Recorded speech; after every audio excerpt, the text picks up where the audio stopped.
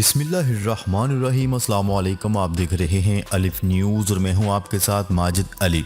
शामिल करते हैं आज की ऑनलाइन हेडलाइंस।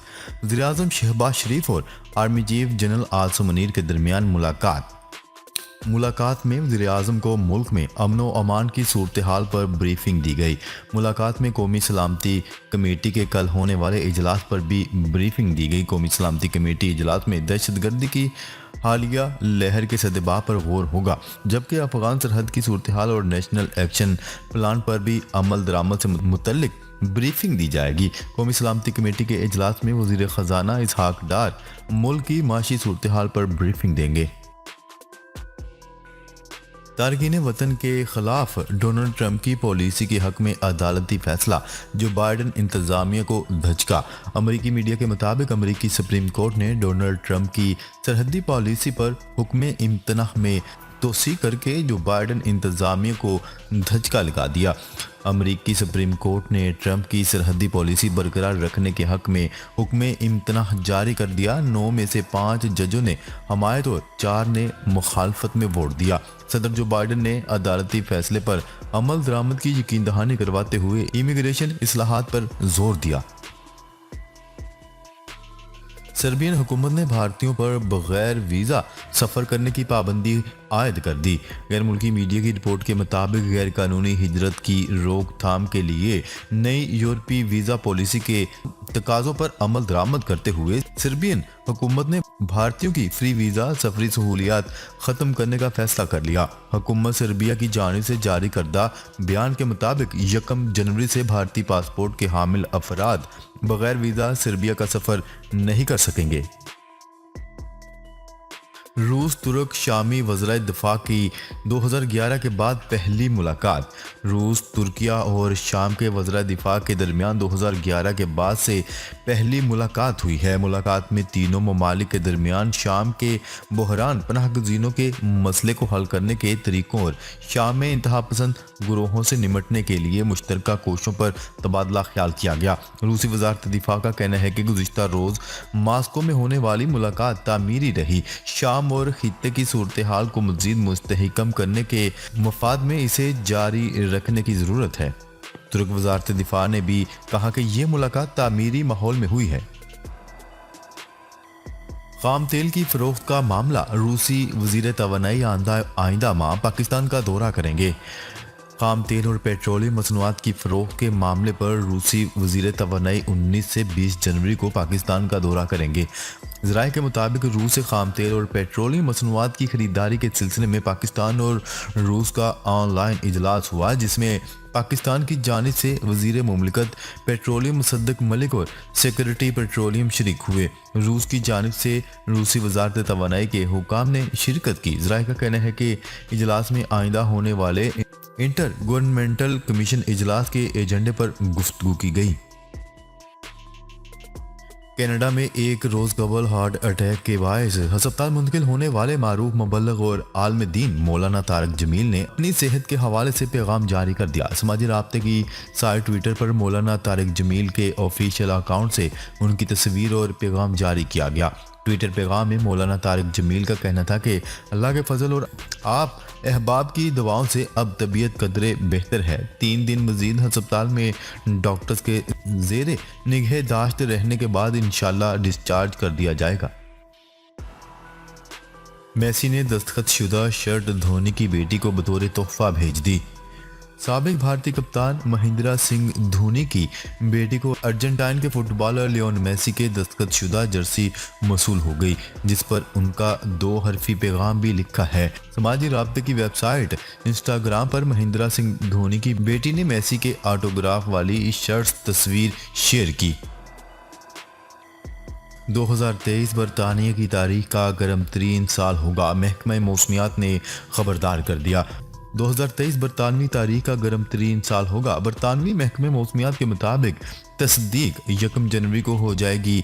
लंदन से मीडिया रिपोर्ट्स के मुताबिक रवां बरस 19 जुलाई को हेथरो एयरपोर्ट पर दर्जा हरारत 40.2 सेंटीग्रेड तक गया था। मीडिया रिपोर्ट्स के मुताबिक 1984 के बाद बुलंदतरीन सालाना दर्जा हरारत वाले 10 साल 2002 से बाद के हैं। महकमे मौसमियात के मुताबिक रवां बरस के 4 सीजन बरतानवी रिकॉर्ड के 10 गर्म तरीन सीजन में शामिल थे। अमेरिकी टेक्नोलॉजी कंपनी स्पेस एक्स के सरबराह एलॉन मस्क ने ऐलान किया है कि स्टारलिंक सैटेलाइट नेटवर्क के जरिए महफूज इंटरनेट खिदमात के लिए तकरीबन 100 डिवाइसेस फिलहाल ईरान में काम कर रही हैं। अरबपति एलॉन मस्क ने सितंबर में ईरान में अपने सैटेलाइट नेटवर्क के जरिए इंटरनेट दस्तयाब करने का वादा किया था, जहां हुकाम इंटरनेट तक रसाई पर बढ़ती हुई पाबंदियां आयद करते हैं। एलॉन मस्क ने एक ट्वीट में लिखा कि हम ईरान में 100 फाल स्टारलिंक डिवाइसेस के करीब पहुंच रहे हैं। ईरानी जोहरी हथियार इलाकाई और आलमी सतह पर सबसे बड़ा मुमकिन खतरा है, इसराइल ने खबरदार कर दिया। इसराइली फौज के चीफ ऑफ स्टाफ ने जोर देते हुए कहा है कि ईरानी जोहरी हथियार इलाकाई और आलमी सतह पर सबसे बड़ा मुमकिन खतरा है। इसराइली नशरियाती अदारे ने अपने एक नशरिये में कोचावी का एक बयान जारी किया, जिसके मुताबिक कोचावी का कहना था कि ईरान का मुकाबला करने में मशरिक़ वस्ता में इसकी तमाम प्रॉक्सी और सरगर्मियां शामिल होनी चाहिए। उन्होंने मजीद कहा है कि हम ईरान के जोहरी हथियारों का मुकाबला करने के लिए किसी भी हुक्म पर अमल दरामद के लिए तैयार हैं। शुमाली कोरिया के supreme leader Kim Jong Un ने अगले बरस मजीद मोहलिक और जदीद हथियारों के तजर्बात और मिसाइल सिस्टम को अपग्रेड करने का ऐलान कर दिया। हुक्मरान वर्कर पार्टी के इजलास में मुल्की फौज के नए अहदाफ के हवाले से इजलास में हथियारों के मजीद तजर्बात का ऐलान किया गया। पार्टी की 8वीं मरकजी कमेटी के छठे इजलास के दूसरे दिन किम जोंग उन ने खित्ते में नए चैलेंजेस और सूरत हाल समेत वसीतर सियासी मंजरनामे का जायजा लिया। इजलास में दुश्मन मुखालिफ जदोजहद और दफाई ताकत को मजीद मजबूत करने के लिए हद्दाफ का तयन भी किया गया।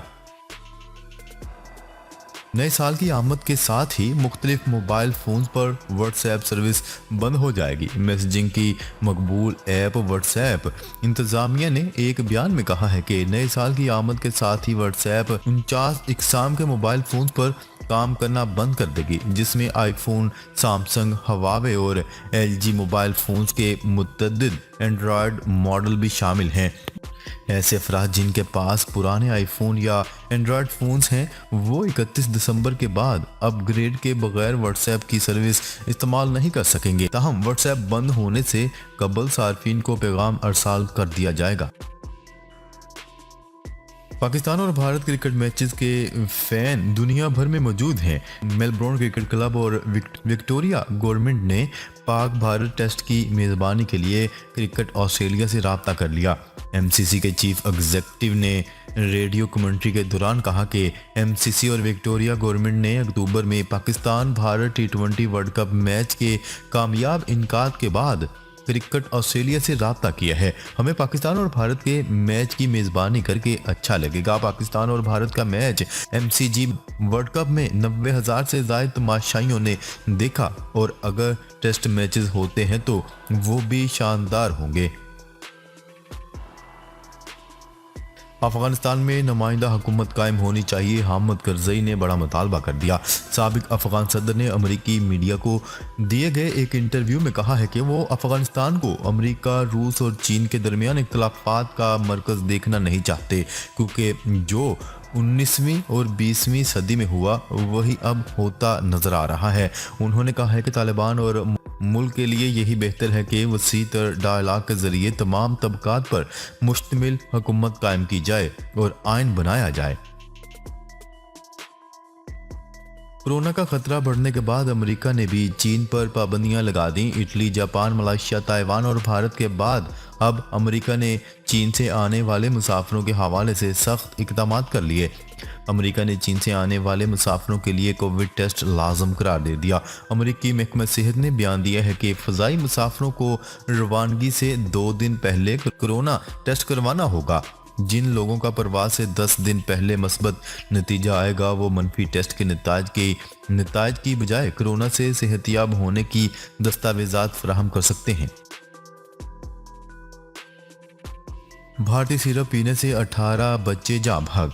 अफ्रीकी मुल्क गैम्बिया के बाद उज़्बेकिस्तान में भी भारतीय सिरप पीने से 18 बच्चे जान की बाजी हार गए। मकामी मीडिया की रिपोर्ट के मुताबिक उज़्बेकिस्तान की वजारत सेहत ने भारतीय कंपनी के बनाए गए सिरप से बच्चों की हलाकतों की तस्दीक करते हुए कहा है कि फार्मास्यूटिकल कंपनी मारियोन बायोटेक की तैयार करदा सिरप और गोलियां बच्चों की इमवात का सबब बनी। भारतीय कंपनी की तैयार करदा दवा इस्तेमाल करने से बच्चों को सांस की तकलीफ के बायस अस्पताल मुंतकिल किया गया था। दुनिया के गर्म तरीन मुल्क कुवैत में ज़ालाबारी। दुनिया के गर्म तरीन मुल्क कुवैत में ज़ालाबारी के बाद शहरी तफरीह की गरज से सड़कों पर निकल आए। गैर मुल्की खबरसां इदारे की रिपोर्ट के मुताबिक कुवैत का दर्जा हरारत 50 डिग्री सेंटीग्रेड से भी बढ़ जाता है और यहाँ शाज़ो नाज़र ही ज़ालाबारी होती है। ताहम हालिया मौसम में तब्दीली आई है। ज़ालाबारी के बायस कुवैत की सड़कों पर बर्फ जम गई, जिससे कुवैत के शहरी महजूज होने के लिए सड़कों पर निकल आए, जबकि कुवैत का दर्जा हरारत मनफी डिग्री सेंटीग्रेड पर था। नाजरीन, अब तक के लिए इतना ही। मजीद खबरें लेकर बहुत जल्द आपकी खिदमत में हाजिर होंगे। तब तक के लिए अपना ख्याल रखिएगा। अल्लाह निगहबान।